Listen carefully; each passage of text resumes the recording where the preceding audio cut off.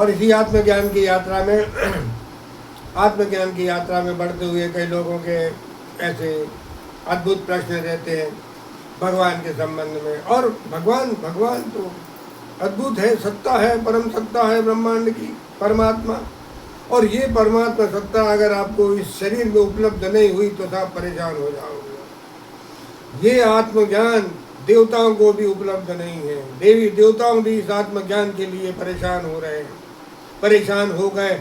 देवी देवताओं अपने सुकर्मों के द्वारा देवी देवता बन जाते हैं, लेकिन जब वो सुकर्म समाप्त होते हैं, उनका जब विघटन होता है, घटते हैं जब वो, तो घट घट के देवता भी गटर का जीव बन जाता है। आप भी पता नहीं न जाने कितने बार इंद्र बने हो आप, कितने बार देवी देवता बने हो आप, लेकिन देवी देवता बनते हैं सुकर्मों से, अच्छे कर्मों से। और कर्म जब भोग लेते हो आप, वो सुकर्म जब आप भोग लेते हो तो उसके भोगने के बाद वो सुकर्म समाप्त हो जाते हैं। और समाप्त हो जाने के बाद आपको फिर ऊपर से पटक दिया जाता है नीचे। इसलिए देवी देवताओं को भी आत्मज्ञान दुर्लभ है। और देवी देवता भी इच्छा रखते हैं कि हमें आत्मज्ञान होके मुक्त हो जाए, आवागमन से मुक्त हो जाए, सुख दुख से मुक्त हो जाए, विकार और वासनाओं से मुक्त हो जाए। ये सारा आत्मज्ञान का जबरदस्त लाभ है, फायदे हैं। और भगवान का कभी अभाव नहीं होता है। अगर इस शरीर में आपको भगवान नहीं मिला तो समझ लो फिर इस शरीर के बाद किसी अन्य शरीरों में, मनुष्य शरीर के अलावा किसी भी अन्य शरीर में आपको भगवत प्राप्ति, आत्मा की उपलब्धि नहीं हो पाएगी। इसलिए संकल्प लो, संकल्प करो कि मुझे आत्मज्ञान हो और इसी शरीर में हो। और जिस दिन आपको ये जिज्ञासा जगी है, जिस दिन आपको ये भूख लगी है आत्मज्ञान की, ये भूख मेरी इसी शरीर में शांत हो जाए। ऐसा ना हो कि संकल्प इस शरीर में लिया है और भगवत प्राप्ति अगले शरीर में हो तो वो उतना मायना नहीं रखती। बीज तो है, बीज अगर बीज आप पटकोगे तो बीज पटक दिया आपने और उसका सिंचाई और सिंचन नहीं किया, उस बीज की सेवा नहीं करी, तो बीज दबा रहेगा जमीन में। फिर कभी कभी जब कभी अनुकूलता मिलेगी प्रकृति की,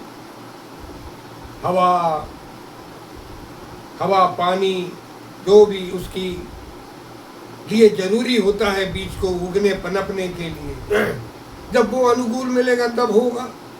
अब इस शरीर में बीज डाला, उसके बाद आप भूल गए, अपने संसार में लग गए। ये आत्मज्ञान का बीज तो डाल दिया, जिज्ञासा और भूख थोड़ी सी जगा ली कि यार मुझे भी भगवान हो जाए, आत्मज्ञान। हे भगवान, मुझे कब होगा आत्मा का ज्ञान, कब मैं शरीर से उपराम हूँ।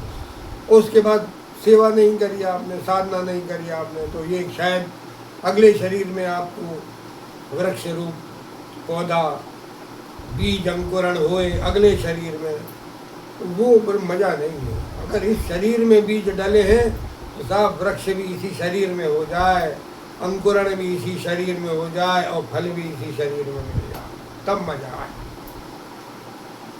तो इसी तरह भगवान का कभी अभाव नहीं है।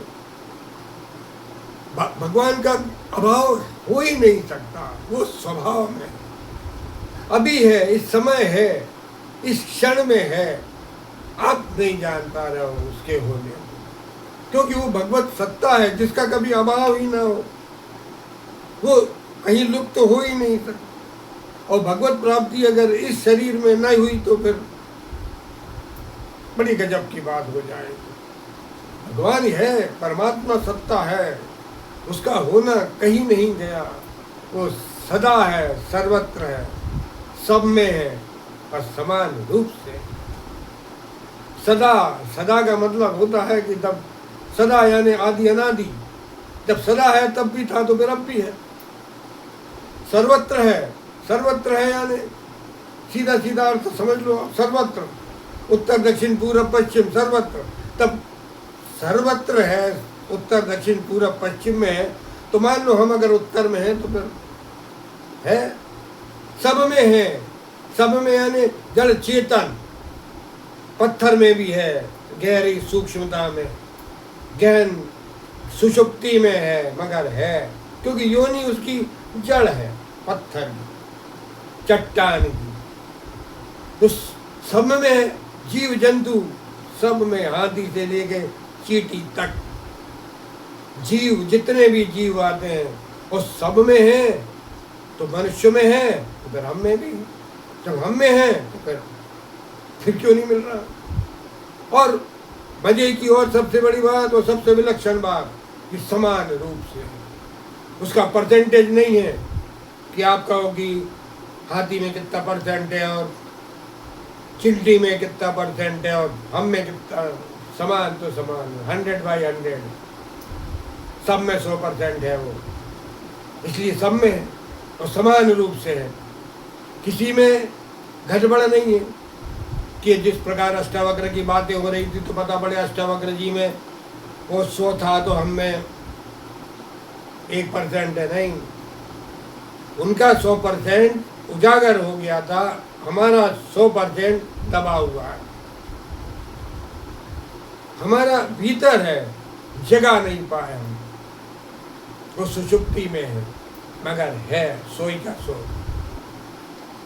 अगर आज हम जग जाए उस स्वरूप में, उस स्वभाव में, उस आत्मा में जग जाए हम, और आज हमें एक क्षण भी हमें आत्मा का बोध हो जाए तो हमारा 100% जो करते हो। लेकिन वो गहन सुषुप्ति में होने के कारण और हम संसार में लिप्त होने के कारण, संसार में आसक्ति होने के कारण, विषयों में, विकारों में आसक्त होने के कारण, लोभ में, लालच में फंसे होने के कारण, गृहस्थी में फंसे, हम उस तरफ ध्यान नहीं देते। मगर इच्छा हर कोई रखता है परमात्मा में। मजे की बात तो और ये है, हर कोई इच्छा रखता है और ज़बरदस्त इच्छा रखता है कि भगवान उसे मिल जाए। लेकिन भगवान मिले कैसे? भगवान मिलने के लिए साधन तो करना पड़ेगा, और उनका एक ही शर्त, एक ही है, कंडीशन एक ही है। जिस दिन आपने अपने भीतर के अंतस्करण को शुद्ध कर लिया, परमात्मा आपके भीतर प्रकट हो गया। वो प्रकट हुआ ही है, बस आपको अनुभव होने की बड़ी देर है। क्योंकि आपको ऐसा नहीं है कि आपको उस परम सत्ता का अनुभव नहीं होता, आपको हमेशा अनुभव होता रहता है, लेकिन आप उसको निगलेक्ट कर देते हो। एक छोटा सा जीव, मतलब सुई की नोक से भी आधा, अगर कोई जीव सिर में रेंगता है ना तो आपको ना बेचैनी होगी। इतने बड़े शरीर में, आपके 6 फुट के अगर आप हो, 5 फुट के, 5.5 के, तो इतने बड़े शरीर में अगर वो इतना सा जीव रहेंगे तो वास्तव में आपको पता ही नहीं पड़ना चाहिए, लेकिन आप बेचैन हो जाते हो, यार कुछ तो भी सरसर आ रहा है। क्यों?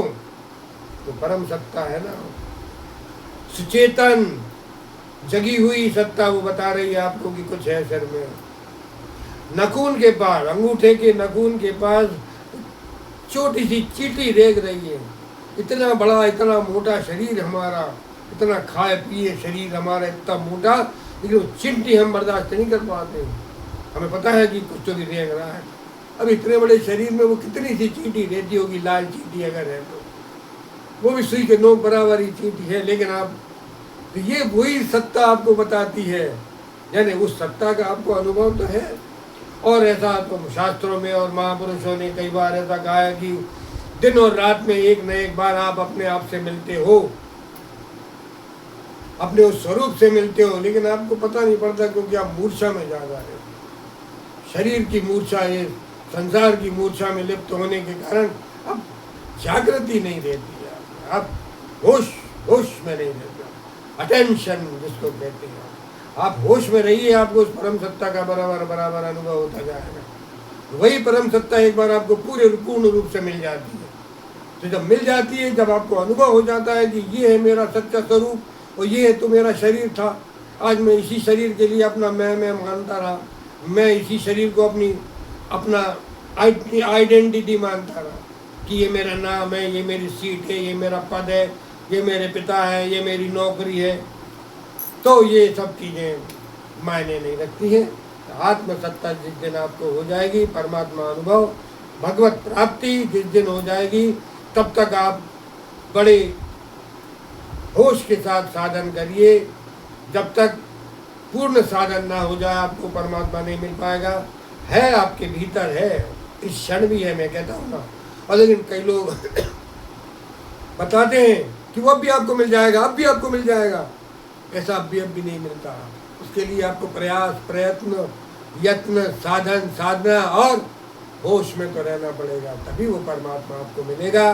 तभी एक दिन आपको आत्मा की जागृति होगी, तभी आपको अपने आत्मा की अनुभूति होने का एहसास, होनेपन की अनुभूति, स्वरूप स्वयं प्रकाश का ज्ञान, प्रकाश आपके पूरे भीतर उतर जाएगा।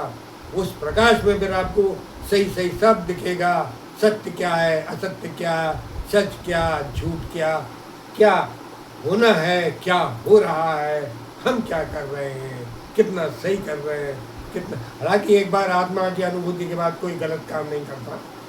आत्मा की अनुभूति के बाद कोई शराब नहीं पिएगा, ये बात पक्की है। और अगर वो शराब पी रहा है तो ये मैं कहता हूँ 100% कि फिर उसे आत्मा अनुभूति का भ्रम हुआ है, भ्रम अनुभूति में।